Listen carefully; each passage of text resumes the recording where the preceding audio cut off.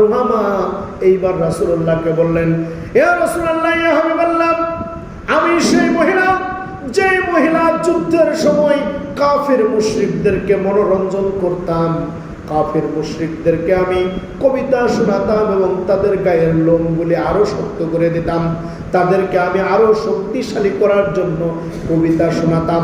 খেয়াল করুন, যখন ফিল্ডে মাঠে যখন বল খেলে আর যখন যুবতী নারীরা কোনো প্লেয়ারকে উৎসাহ দেয়, তখন ওই ব্যক্তির গায়ের শক্তি মনে হয় আরো বেড়ে যায়।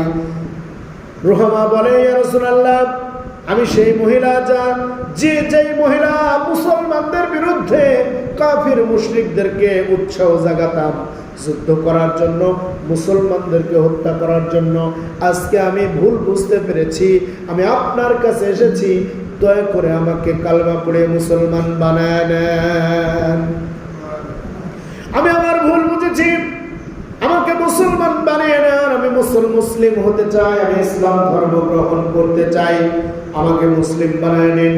রাসূলুল্লাহ সাল্লাল্লাহু আলাইহি সাল্লাম যখন চুপ থাকলেন, এইবার চারজন খলিফা যারা ছিলেন তারা রাসূলুল্লাহর পাশে এসে বসলেন এবং বললেন, ইয়া রাসূলুল্লাহ, ইয়া হাবিবাল্লাহ, ইসলাম তো কোনো সংকীর্ণতার দল নয়, ইসলাম তো কোনো সংকীর্ণতার ধর্ম নয়, ইসলামটা হচ্ছে উদার ধর্ম, ইসলামটা হচ্ছে উদার একটা দল। এই দলে যদি কেউ যোগদান করতে চায় তাহলে আপনি কেন তাদেরকে ফিরায়া দেবেন?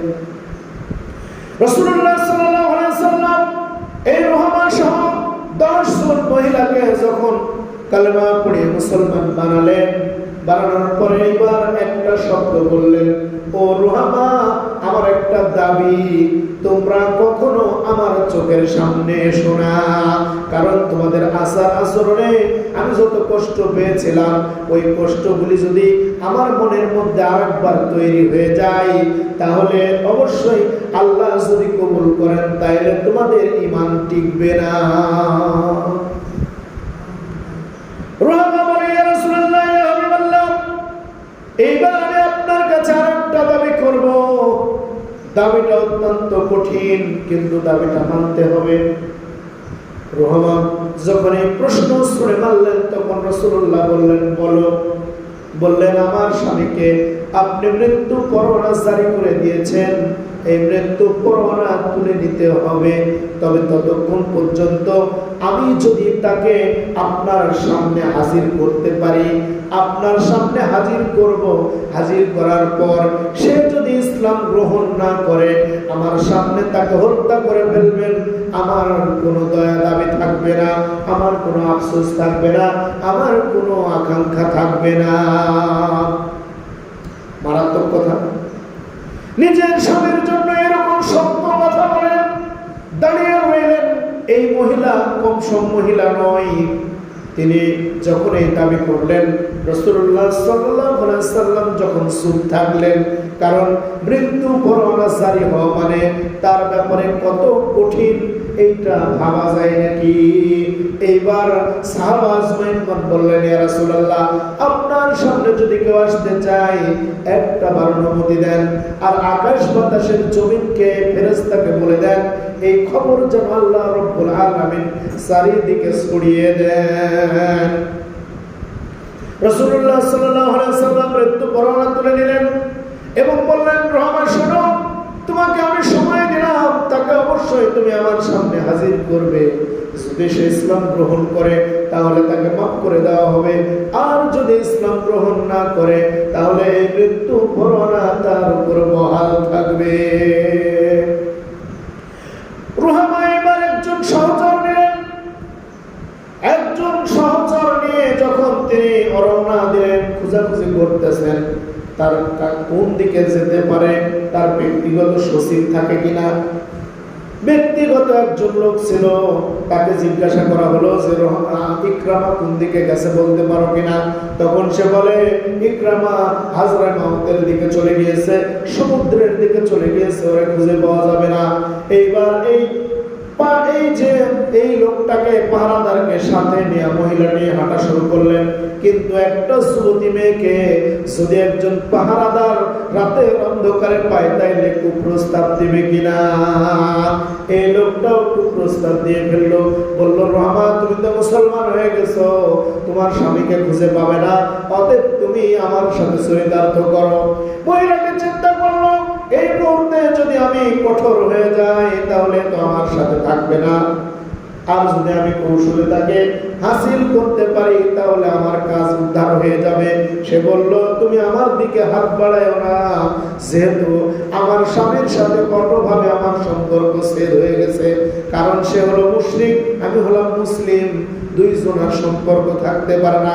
অতএব রক্ষা করো সেই সময় পর্যন্ত নিজেকে, যতক্ষণ পর্যন্ত আমি তাকে না পাই, সে যদি ইসলাম গ্রহণ না করে তাহলে আমি কথা দিলাম তোমার হয়ে যাব। এইবার মহিলাটি যখন তার স্বামীকে খুঁজে পেল, অনেকদিন পর স্বামীকে যখন খুঁজে পায় তখন স্ত্রীকে স্বামী দৌড়ে আসবে এবং স্বামীকে স্ত্রীকে জড়ায় ধরার জন্য চেষ্টা করবে। ইকরামা এই সময় তার স্ত্রীকে জড়িয়ে ধরার চেষ্টা করলে এইভাবে হাত দিয়ে বাধা দিলেন এবং বললেন স্বামী গো, তুমি তো আমার জন্য এখন হালাল নও, কারণ তুমি মুশরিক, আমি মুসলিম, তুমি আমার গায়ে হাত দিতে পারবে না, আমি তোমার জন্য হারাম হয়ে গিয়েছি।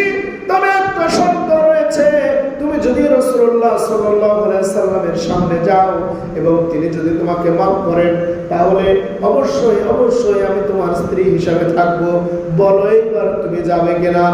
ইকরামা বলে আমি কেমনে তার কাছে যাব, কারণ আমাকে যে কোনো সাহাবী দেখতে পাওয়ার সাথে সাথে হত্যা করে ফেলবে, আমার উপর মৃত্যু পরোয়ানা জারি হয়ে গেছে। রুহামা বলে না, মৃত্যু পরোয়ানা তুলে দেওয়া হয়েছে ততক্ষণ যতক্ষণ পর্যন্ত আমি তোমাকে তার কাছে হাজির করে। অনেক লম্বা ঘটনা সংক্ষেপে বলি, আবু ইকরামাকে এইবার রুহামা তার স্বামীকে রাসূলুল্লাহ সাল্লাল্লাহু আলাইহি সাল্লামের কাছে নিয়ে আসলেন এবং তার তরবারিটা, তার কাছে যে তরবারি ছিল এই তরবারিটা রাসূলুল্লাহ পায়ের কাছে রেখে দিলেন, দিয়ে বললেন ইয়া রাসূলুল্লাহ, ইয়া হাবিবাল্লাহ, এতদিন যাবত যে তরবারি ইসলামের বিপক্ষে কেটেছে, আজ থেকে আমি ওয়াদা করছি, আল্লাহকে শপথ করে বলছি, যদি আপনি আমাকে মাফ করে দেন, আল্লাহ যদি কবুল করেন, তাহলে আমার এই তরবারি শেষ নিঃশ্বাস থাকা পর্যন্ত মুসলমানদের পক্ষে খাটবে। রাসূলুল্লাহ সাল্লাল্লাহু আলাইহি সাল্লাম এইবার চুপ থাকলেন। সাহাবারা বললেন ইয়া রাসূলুল্লাহ, দুইজন কাফেরের কথা আমি বলবো, দুইজন কাফের যাদের জীবনে কোনো পরাজয় নাই। এক নম্বর হলো খালিদ বিন ওয়ালিদ, সে অলরেডি মুসলমান হয়ে গেছে। খালিদ বিন ওয়ালিদ এইবার বলেন ইয়া রাসূলুল্লাহ, ইকরামা আমার ডান হাত ছিল, আজকে সে আপনার পায়ের কাছে এসেছে, আপনি হাতছাড়া করবেন না, তাকে জাহান্নামে পাঠাবেন না।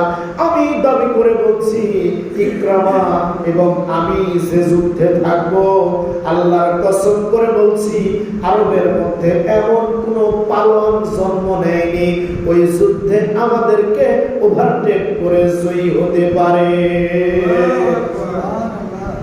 রাসূলুল্লাহ সাল্লাল্লাহু আলাইহি সাল্লাম তাকে কবুল করে নিলেন। এইবার রাসূলুল্লাহ সাল্লাল্লাহু আলাইহি সাল্লামের কাছে অভিযোগ করলেন রুহামা, বললেন ইয়া রাসূলুল্লাহ, আপনি যাকে আমার সাথে দিয়েছিলেন সে মুসলিম নয়, সে হলো মুনাফিক, কারণ আমাকে একা মহিলা পেয়ে রাস্তার মধ্যে কুপ্রস্তাব দিয়েছিল, কায়দা করে আমি বেঁচে এসেছি, বিদায় এর বিচার দুনিয়াতেই হওয়া দরকার। এইবার রাসূলুল্লাহ সাল্লাল্লাহু আলাইহি সাল্লামের পারমিশনে ইকরামা রাদিয়াল্লাহু তাআলা আনহু সর্বপ্রথম যাকে জাহান্নামে পাঠালো সে ছিল ওই ব্যক্তি যে তার স্ত্রীর সাথে ওই রাস্তা পর্যন্ত গিয়েছিল। এক কুবে তাকে জাহান্নামে পাঠিয়ে দিল। সুবহানাল্লাহ। এবার খেয়াল করুন, রাসূলুল্লাহ সাল্লাল্লাহু আলাইহি সাল্লামের ওফাতের পরে ইয়ারমুকের যুদ্ধে এই ইকরামা রাদিয়াল্লাহু তাআলা আনহু সেনাপতি ছিলেন। কি ছিলেন? সেনাপতি ছিলেন ইয়ারমুকের যুদ্ধে। এইবার ইয়ারমুকের যুদ্ধ যখন শুরু হয়ে যায়, ইয়ারমুকের যুদ্ধে পানি পানি করে চিৎকার করতেছিল, কে আছো পানি দাও। পানি যখন নিয়ে যাওয়া হলো, পানি মুখে তুলবেন, এই সময় আরেকজন কে যেন বলল পানি দাও পানি দাও। তখন ইকরামা রাদিয়াল্লাহু তাআলা আনহু বললেন, আমার পানির দরকার নাই, আমি তো সেনাপতি রয়েছি, আমি বড় মানুষ। এরপর যে ব্যক্তি পানি পানি করে চিৎকার করলো, ও মনে হয় ছোট মানুষ, তুমি ওর কাছে পানিটা নিয়ে যাও, কারণ কিয়ামতের দিন যদি আল্লাহ আমারে লোভীর কাতারে ফেলেন তাহলে আমি জান্নাতে যেতে পারবো না। এরপরে দ্বিতীয় ব্যক্তির কাছে যখন পানি নিয়ে যাওয়া হলো, দ্বিতীয় ব্যক্তি তখন বলল, তৃতীয় ব্যক্তি পানি মুখে ধরবে, এই সময় অন্য কেউ একজন বলছে পানি পানি। দ্বিতীয় ব্যক্তি বলতেছে, ভাই আমার কাছে পানিটা বড় প্রয়োজন, কিন্তু আমার কানে যার কথা এসেছে সে মনে হয় আমার সে মুমূর্ষ, অতএব দয়া করে পানির পেয়ালাটা তার কাছে নিয়ে যাও, কারণ ওরটা আগে দরকার। আর যদি পানি আমি আগে পান করে ফেলি তাহলে অবশ্যই অবশ্যই আমি জাহান্নামে যাব, কারণ অন্যের প্রয়োজনটাকে আমি ছোট করে রেখেছি। তৃতীয় ব্যক্তির কাছে যখন যাওয়া হলো, তৃতীয় ব্যক্তি পানির পেয়ালা মুখে ধরবেন, এই সময় বললেন, ও পানি বাহক শুনো, আমার আগে কি কেউ পানি পান করতে চেয়েছিল? তিনি বললেন, হ্যাঁ দুইজন। তিনি বললেন, সর্বনাশ, ওই দুইজনকে পানি পান না করিয়ে তুমি আমার কাছে এসেছো, এটা তো হতে পারে না। খবরদার, এত বড় ইখতিয়ার তুমি কোথায় থেকে পেলে? কিয়ামতের দিন আল্লাহ যদি আমারে বলেন, তুমি তো বড় বেসবুর ছিলে, তোমার মধ্যে ধৈর্য সবুর ছিল না, তুমি জান্নাতের পানির অপেক্ষা কেন করলে না? তুমি কেন দুনিয়ার পানিকে পান করে বেঁচে থাকার বৃথা চেষ্টা করলে? অতএব যাও যাও, ওই দুই ভাইকে পানি পান করায় আসো, এই দুই ভাই পানি পান করলে তারপর আমি পানি পান করব। খেয়াল করে দেখুন, এই চরিত্রটা কোনো হিংসুটে মানুষের হতে পারে নাকি? পানির বাহক এবার দ্বিতীয় জনের কাছে এসে দেখতেছেন দুনিয়ার পানি তার পান করার দরকার হলো না, তিনি জান্নাতের পানি মৃত্যুর সুধা পান করেছেন। এইবার ইকরামা রাদিয়াল্লাহু তাআলা আনহুর কাছে আসা হলো, এসে দেখছেন ইনিও দুনিয়ার পানির অপেক্ষায় আর নাই, ইনিও জান্নাতের পানি পান করে ওপারে চলে গিয়েছেন। এইবার বর্তমানে পানি বাহক তৃতীয় ব্যক্তির কাছে যখন পানি নিয়ে গেলেন, সেই সময় এই তৃতীয় ব্যক্তিও পানি ধরে পানি আর পান করতে পারলেন না। সাহাবীরা এবার ইকরামাকে কোলের উপর তুলে নিয়ে বললেন, আর ইকরামা, যে ইকরামা আবু জেহেলের পুত্র, যার জাহান্নামে যাওয়ার কথা ছিল, কিন্তু সে আজকে আল্লাহর হেদায়েতে সিক্ত হয়ে সরাসরি জান্নাতে চলে গেল। সুবহানাল্লাহ। সম্মানিত উপস্থিতি, এই জন্য আমি বলবো, হিংসা বিদ্বেষ আমাদের মধ্যে